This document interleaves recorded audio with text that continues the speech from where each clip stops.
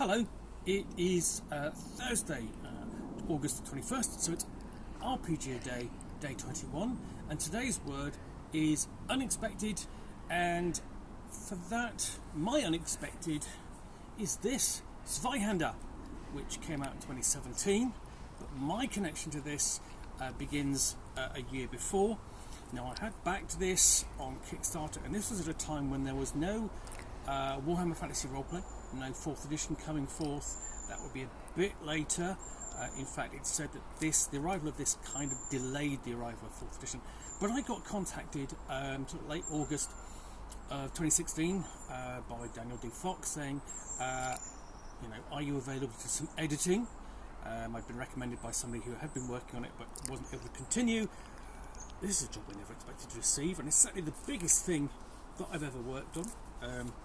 And this meant being given a task against an incredibly tight deadline, first of 6 weeks, and I refused. I said that's not possible. It's about 450,000 words.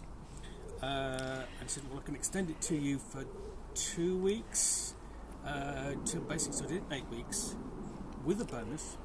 And I was getting towards the end. He kind of said, there's an adventure as well, so it went up to 475,000 words or so. And throughout this period, I had a full-time job, still have a full-time job. I was writing reviews as well, not as many as I write now, but it was all I was doing. Literally just that for 8 solid weeks. Because essentially we agreed, we knew what the differences between this and other fantasy role-playing games was the fact that in this one, and also because I'm a big fan of Warhammer Fantasy Roleplay, was that in those games, in the Grim and Perilous game, when you walked on the streets, they weren't going to be clean, as in sort of traditional role-playing fantasy. There was going to be shit and muck under your feet. It was dirty, unclean, and so on. But I got this done, and in by the deadline with actually 10 minutes to spare, and at that point I stood up and unexpectedly again wobbled. I was that tired, worked so hard on this. It's a huge project for me, and because of this unexpected project I got to go to Gen Con.